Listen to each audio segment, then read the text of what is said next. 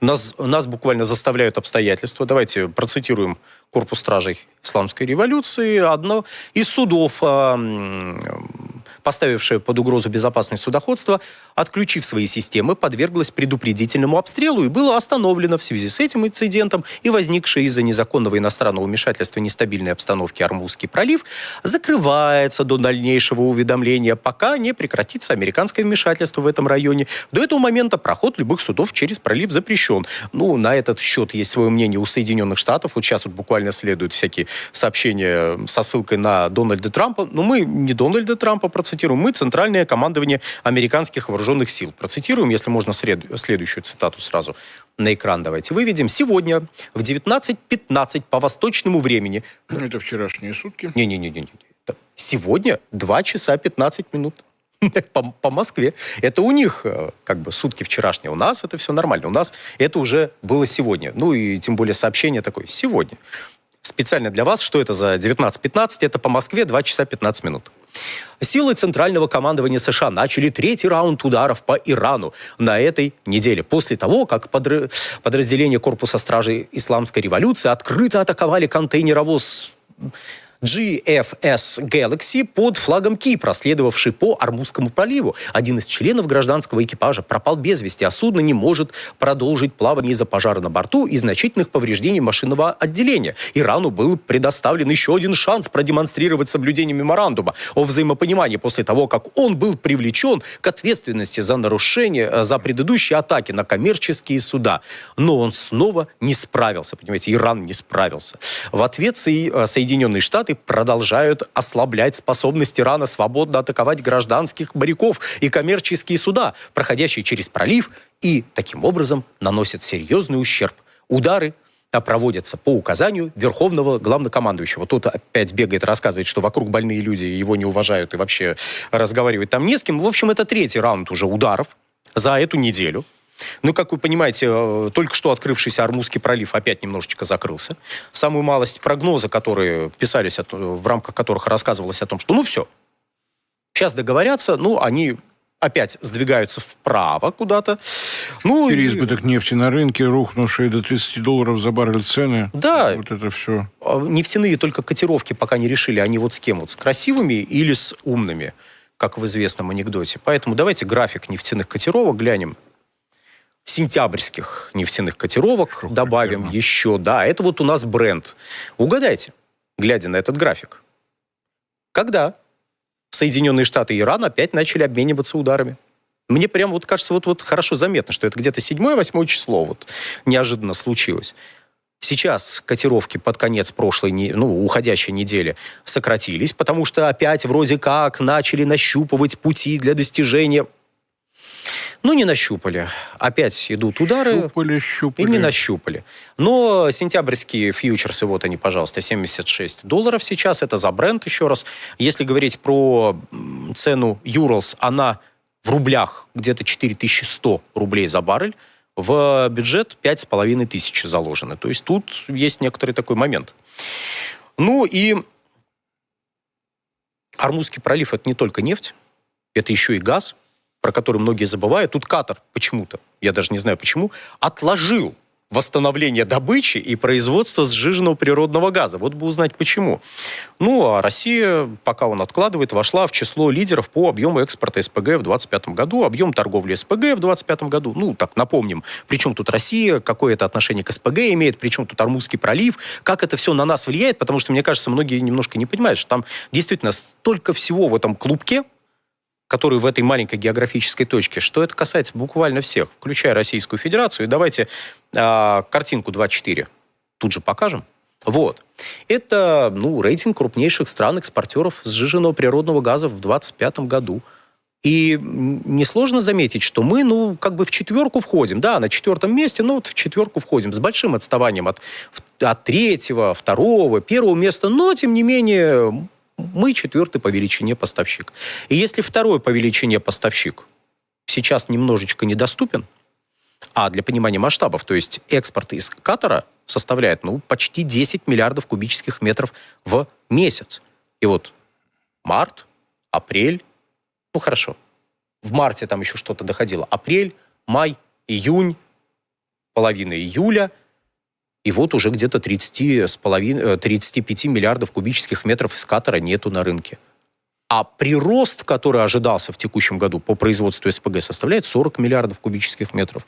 Но сдвинулся вправо. Сдвинулся вправо. Тоже все вправо ушло. И не случайно фраза о восстановлении объемов добычи. У Катара нет своих подземных хранилищ газа, соответственно, если не производится СПГ, то добывать просто нет возможности. А вот возобновлять, наращивать объемы добычи, это отдельная достаточно серьезная программа. Так что те затруднения, которые мы видим сейчас, они аккуратно уходят в отопительный сезон для той самой благословенной, как она там была, чудесный сад Европы, я имею в виду. Райский сад. Райский сад.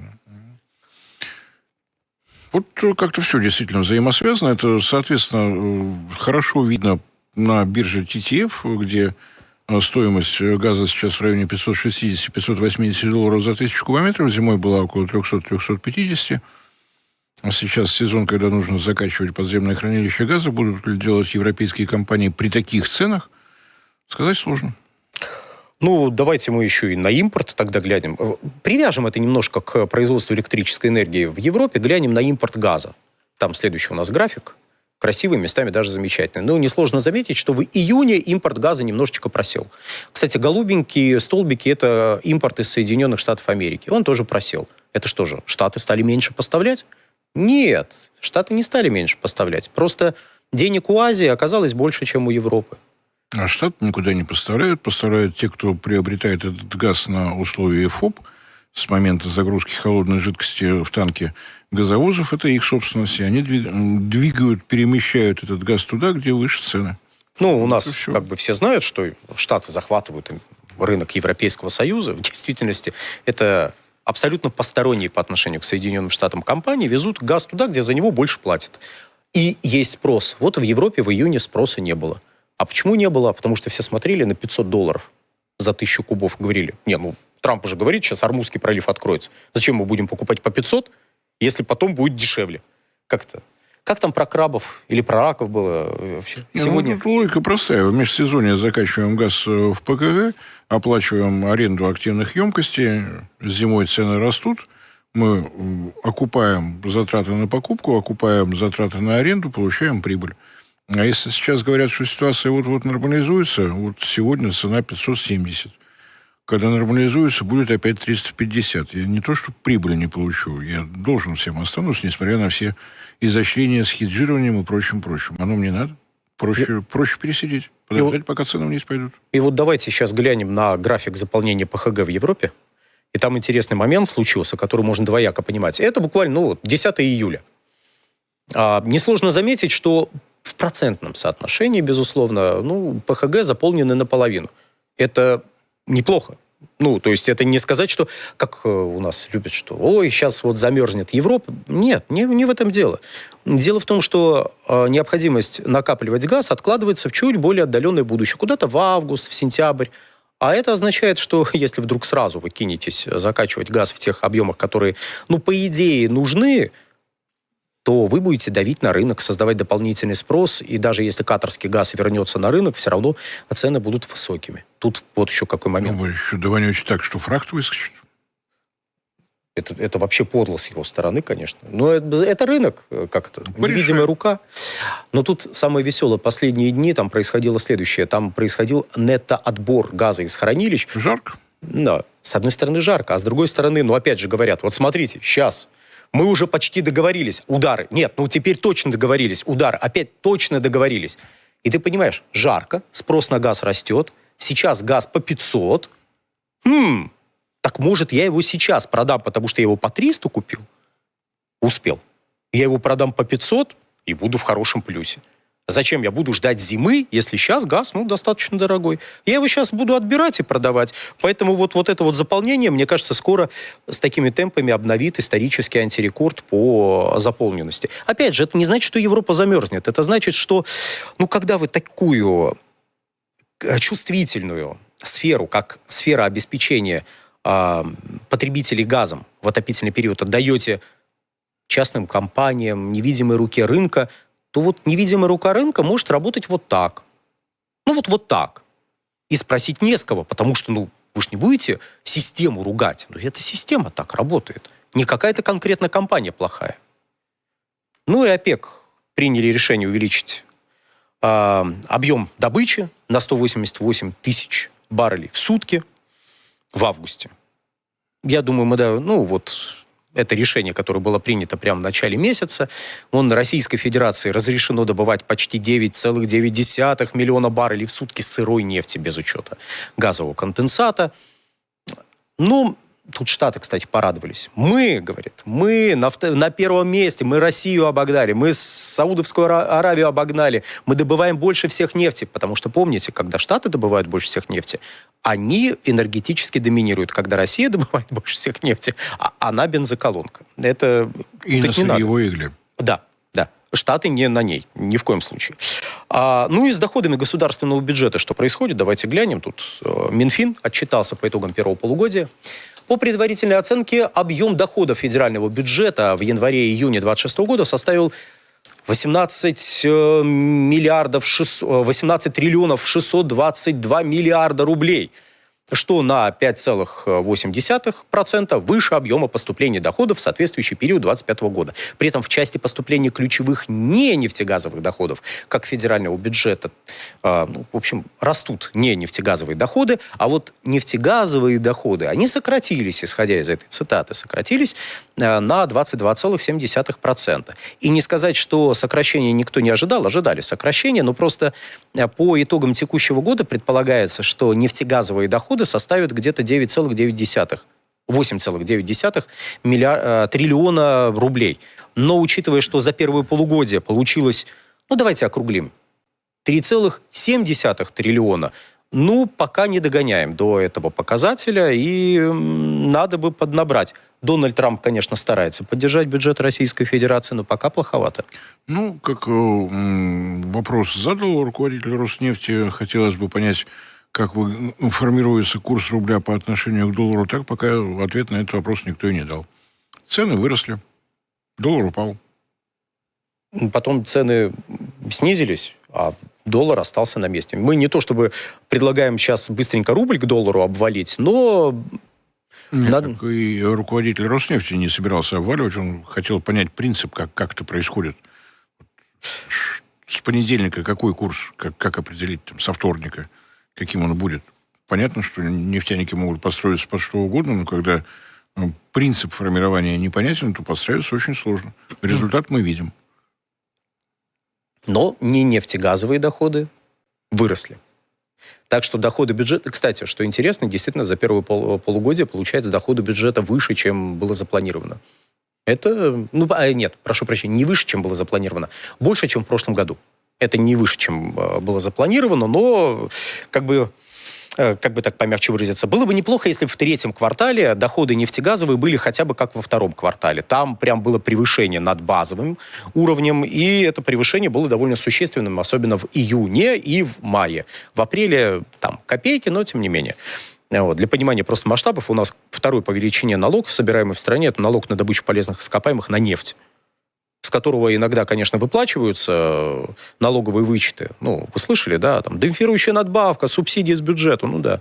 Из наших с вами карманов, нефтяники платят налоги, потом часть налогов им возвращают.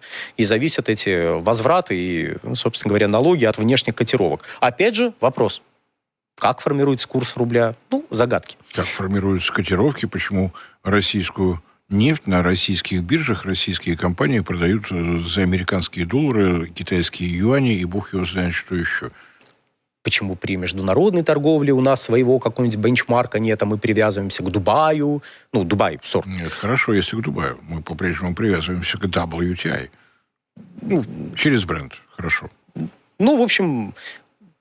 Известный бренд, его добывается много, как известно. С каждым годом добывается все больше. В общем, вот так. Мы про доходы бюджета поговорили. Сейчас пару слов тут по поводу вопросов, которые успели нам задать. Да, Оду видели, большое спасибо.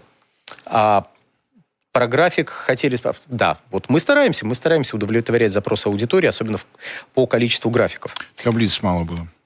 Таблиц было мало. Что ж, исправимся в следующий раз. Если такими темпами поломки, с такими темпами поломки НПЗ? Не окажемся ли мы без нефтепереработки? Насколько реальны мини-НПЗ? Это же и сырье, отходы и так далее. И как легко разрастись мини-НПЗ? Это хороший вопрос. И скажите, вот исчезнет газ и нефть, альтернативы нет. Все, это апокалипсис, как в Библии, чтобы как в Библии нужно, чтобы еще небо свернулось таким вот рулончиком. Так что нет, нефть и газ, нет, это не апокалипсис. Атомную, кстати, как-то нет альтернативы, а атомная энергетика, а дрова, в конце концов. Ну что ж вы.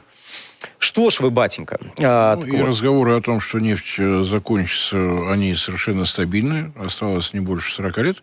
Говорили мне, когда я учился в начальных классах средней школы, и по-прежнему через 40 лет нефть обязательно кончится. Это стабильная величина, приблизительно такая же стабильная, как начало работы термоядерных электростанций. Она начнется через 50 лет. N плюс 50, где N – текущая дата. Вот.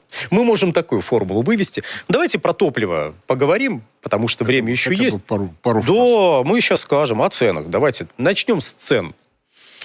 И начнем с цен с привязкой к полуострову Крым. И там пару слов тоже скажем интересных. На что мы сейчас с вами смотрим? Мы с вами смотрим на ординарный 92-й бензин, ординарный 95-й бензин и дизельное топливо. Это средние цены. Сначала у нас идут средние цены по стране, а справа это то же самое топливо, но в Крыму. Обратите внимание, данные Росстата. Не чьи-то еще, не доклады с мест, да. Вот именно Росстат. Вот. А при чем тут, вот почему я сделал такую оговорку про ординарное топливо? А дело вот в чем, и я надеюсь, как бы руководство региона вдруг услышит эти слова и обратит на это внимание. По удивительному стечению обстоятельств, просто вообще волшебство какое-то, ординарный 95-й, насколько я понимаю ситуацию, может, я заблуждаюсь, как бы нужно присмотреться просто к этому обстоятельству, доезжает до полуострова реже, чем премиальный 95-й, а вот он продается почти вот сейчас, вот к исходу текущей недели, почти по 280 рублей за литр. То есть как бы просто 95-й, 195, а премиальный 95-й... Стольничек сверху. Неплохо, правда? Как бы руководству регионов, наверное, надо задать вопросы местным автозаправочным станциям, как так получается и зачем, такой... Может быть, ответ будет такой. Люди не хотят ординарным заправляться. Они хотят заправляться неординарным 95-м. Брезгуют они. Поэтому мы привозим только премиальный. И, видимо, закупочная цена премиального бензина, на 100 тысяч рублей за тонну больше, чем ординарного бензина, да? Иначе как объяснить такой ценовой перекос? Если что, вдруг, опять же, нас кто-то услышит, как проверить? Смотрите, берете вот цену топлива, умножаете на 1300. Получаете цену за тонну. Задаете вопрос. Отнимаете 10%, хорошо, 20 отнимите. И задаете вопрос. А вы вот по такой цене закупили это топливо и завезли его на полуостров, да? С учетом всех расходов. И если та сторона, если продавец скажет, да, вот, бумаги, вот, подтверждаем. Что ж, вопросов нет, действительно большие сложности. А вот если закупочная цена будет где-то 1140, даже с учетом доставки, то вот эти цены вызывают вопросы. Некоторые. Опять же, я никого не обвиняю, просто эти вопросы неплохо было бы задать. И начать с того, почему в основном премиальный 95-й. Везите ординарный. Он и дешевле, и как-то дешевле, правда, глядя на эти цены, говорить тяжеловато. Вот, дорогие друзья, если вы не живете в Крыму и считаете, что у вас дорогой бензин, посмотрите на эти цены и поймите, что и бензин, и дизельное топливо у вас стоят копейки. А вот... и у Росстата есть наша любимая часть про изменение цен и изменение цен. Давайте цитату Росстата. За период с 30 июня по 6 июля 2026 года изменение цен на бензин, это на Росстатовском, автомобильный было зафиксировано в 82 субъектах Российской Федерации. Мы бы назвали это ростом цен, но Росстат считает, что это изменение. Снижение цен на бензин автомобильный было зафиксировано в Тюменской области, кроме автономных округов, 0,7%. В Москве и Санкт-Петербурге за прошедший период изменение цен на бензин автомобильный составило 0,2% и 0,1% соответственно. Вот так бензин и живет. Он умеет снижаться по цене и изменяться. И изменяться. На наблюдаемых АЗС в Москве бензин марки АИ-92 можно было приобрести по цене от 63 рублей 19 копеек до 88 рублей 90 копеек. Это, понимаете, вот один и тот же бензин. Кстати, а знаете, почему цена выросла? Потому что вот эта верхняя граница увеличилась. ФАС пришел к одной сети и сказал: ай-яй-яй, почему у вас такие цены высокие? Ой-ой-ой, сказала сеть, и снизила цены. Но в течение прошедшей недели она часть вот этого снижения отыграла обратно. И вот если она снижала на 15 рублей, уже где-то 5-6 рублей прибавили цены. Изменились. Прошу прощения. Мне не дается роста. У меня нет способности к языкам. Мне не дается Росстатовский. Спасибо. Изменились, конечно, цены. Где-то на 5 рублей. Ждем, когда еще десяточку вернут. И вот эти средние показатели, они, конечно, нам очень всем помогут. Я думаю, вы успели посмотреть, что там у нас с 95-м и 98-м и выше. Все прекрасно. С 95 от 69 до 98. Где-то так. 7-8, как в известном анекдоте. Да, где-то так, 7-8.